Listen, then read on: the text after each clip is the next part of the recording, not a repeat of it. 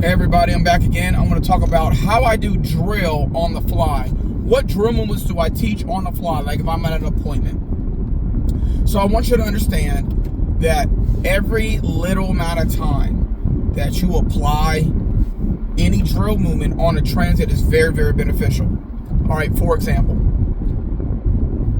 if you remember some of my videos, Boogie Bridge, anytime I go over the Warrior Walkway, or the bridges that go across Trumper, what I typically do is I do flanks, extend, and closes while marching all the way up the bridge.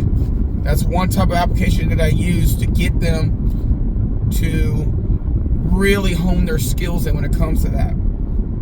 When I teach change step, if I'm going to like med dental or whatever like that, if I get close, I'm getting like halfway to the appointment and I step like about 3 minutes early. Yeah, I step early. You right. I'll do change step until it's silent, and I'll stop the flight. I'll turn the flight. Hey, dude, don't touch your feet together. It's alongside, not right next to each other. It needs to be silent. Redistribute the ball your weight in the ball your right foot. All that kind of stuff. I'll do that for change step.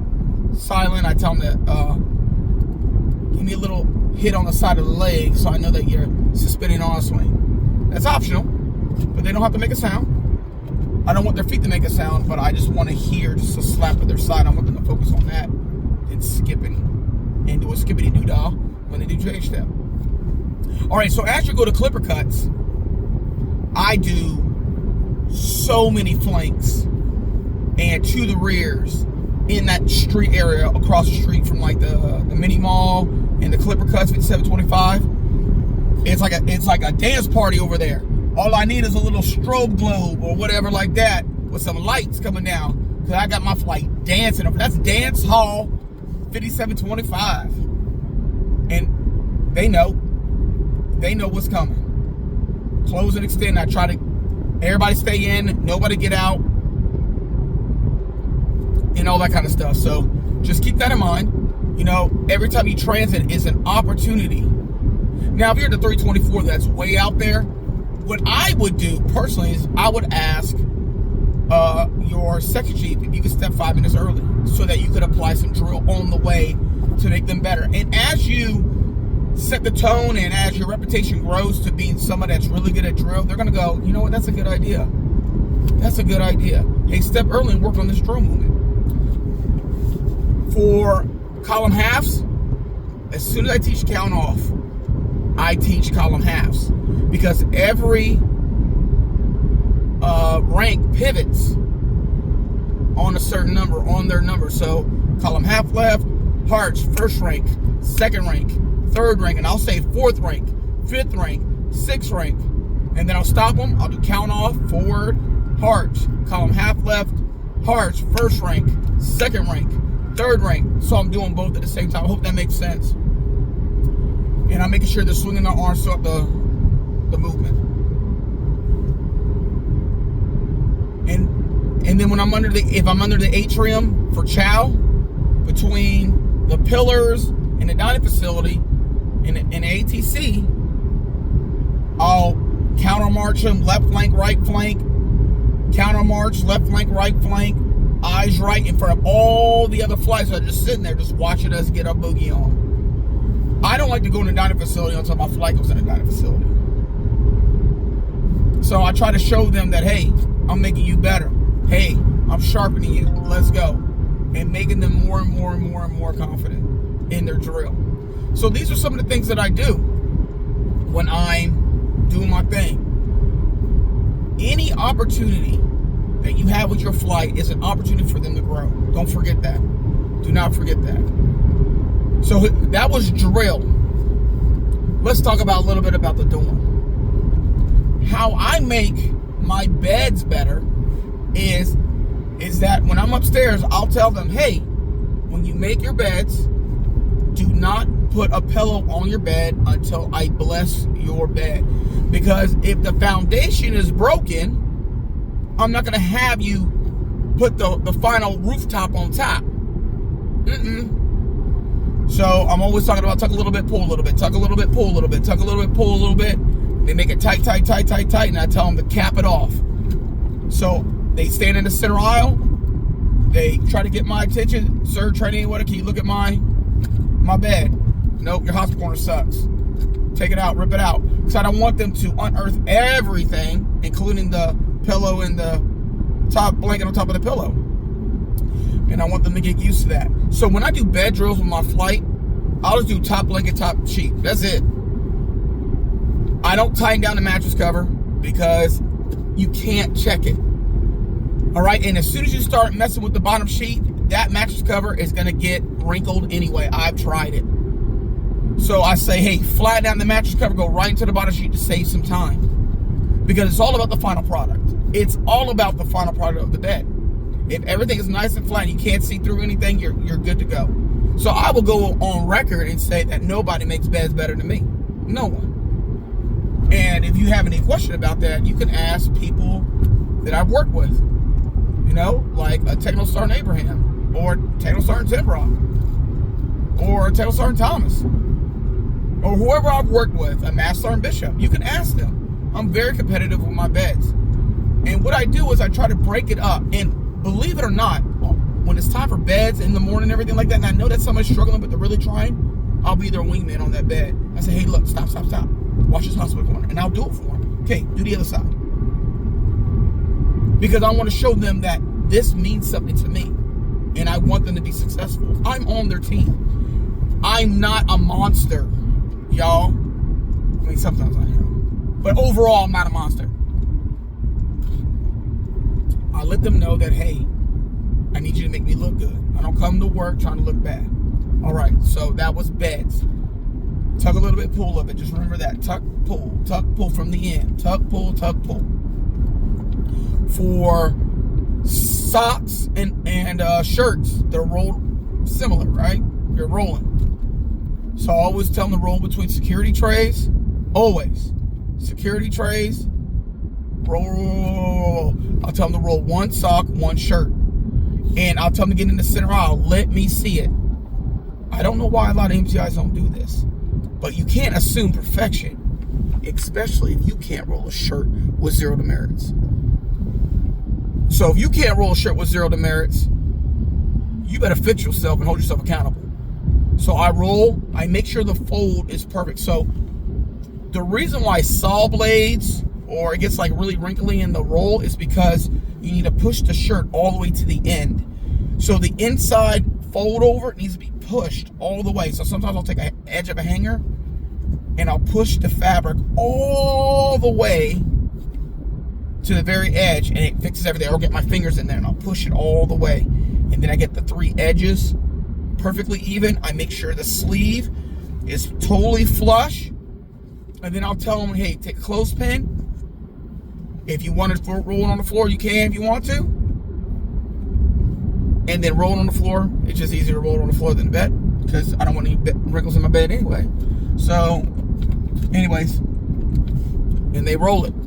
For the sock, they don't unroll the sock to check. And to make it look like cans is I fold in the toe and then I roll it. So the toe is on the inside and I roll it, you know, in between trays while somebody else's knees on the other side holding it down. Now, for shirts, do not roll tight. A little medium at the most, because if you pull too tight, it'll bow. It'll do the little hourglass thing. You don't want it to hourglass. You want it to stay nice and straight. So roll it.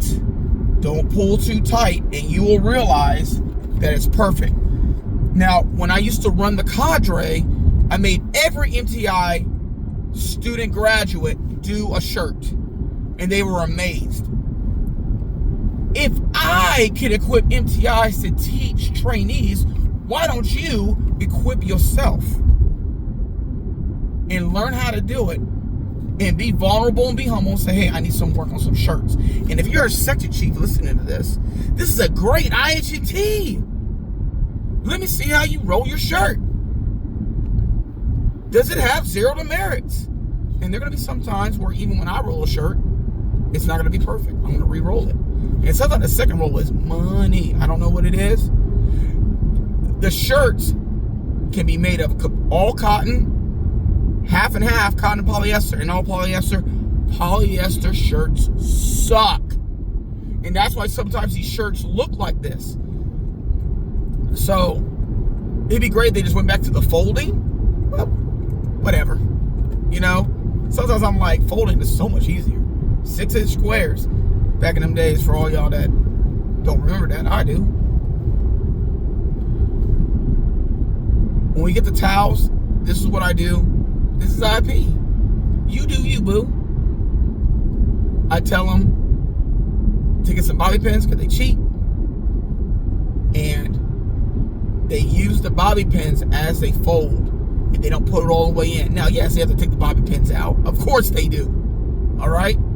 But I never had bobby pins in my towels just chilling in my clothing drawer. I tell them, and that's why I tell them, don't put it all the way in. Just put it in enough where it sticks out. Because if they try to put it in, it'll be in the way of all the other stuff. And if I catch somebody doing it, I will ban all bobby pins from everybody. And that'll be it. I'll be like, hey, you just wasted $2. No more bobby pins for anything. And that's it. And that's what I do. I also do that with shirts. When they move it to the shirt rollers, if you create an assembly line and you have a whole bunch of people that know how to roll shirts really well, I'll tell them to put bobby pins in it. Don't put it in all the way because it's hard to take out. You'll mess up the fleshness. That's a word, fleshness. Just put in it just a little bit to hold the three edges nice and even, and then pass it to the rollers, and they'll just roll it in the day room. Here. I don't really have anything for the bras. You could use clothespins, but it's not that big of a deal. I don't give bras a lot of F demerits because they're easy. And white t-shirts. Okay, let's talk about white t-shirts. White t-shirts, the sleeve is extra long and it makes the cinnamon roll fat at the end. Remember, they don't unroll shirts, right? When they inspect for dips. So I double fold the sleeve so it doesn't show on the cinnamon roll. It doesn't matter how you fold it. You can fold and fold again. It doesn't matter. And then roll it up and it'll look just like a regular OCB shirt. And that's how I do it. And I will tell you that, especially the white shirts, you definitely do not want to pull those. You want to pull those a little lighter because the collar, it'll stick out. So if you roll with a little bit of tension, so a tinge, I should say, of tension, you'll be money. And it'll turn out really well. So where do you find time to practice, Sergeant Linder? Well, that's a great question. So when I'm in the flight office, you have a wall locker in there. I will roll in between a wall locker and a security drawer tray, and I'll put my knee on one side and I'll take a chair and put it on the collar of the shirt, and then that'll be my wingman, and I just practice rolling. And that's how I did. That's what I did when I was a rookie, because I asked myself, if I see this day in and day out and I can't roll it and I get recycled every 7.5 weeks, what kind of MTI am I? So that's what I do. I practice. I used to practice with the towel so much. And then sometimes when you use the bobby pins, it'll bunch a little bit at the end if you use the bobby pin too early. So what I would do is I would use the bobby pins like halfway through to get the edges even to finish out everything else. That's what I would do to prevent it from bunching at the very end of the fold. All right, I know I jumped back and forth because I was remembering things, and I apologize, but if you watch the entire video, you won't miss it. Other than that, I don't want to make this too long. Hey, I know that sometimes you feel like you don't have time, but there's plenty of time on the schedule. Plenty of time. You're not doing 17 hours a day, y'all. I did 17 hours a day. I know what it's like to be away from my family. My children I had my children back to back to back. My children didn't know who I was when I came home because I would be gone in the morning and they'd be asleep when I got home. My son was terrified of me because I'm just like I would barely ever hold him. And I would have to call my wife and tell her, hey, keep him up. Keep him up. So I can hold him so he knows I'm daddy. It's not like that anymore. Y'all go home. Y'all see your family. So there's plenty of time. When they go to class, make that time to teach yourself a class or to start rolling and folding things. And if you're getting ready to get in that section chief role, make an IHT and just try it. It will open up the eyes of your team to the point where you don't want your team to leave because they've been given the knowledge to make the flights in your section great. All right, that's all I got. Love your faces.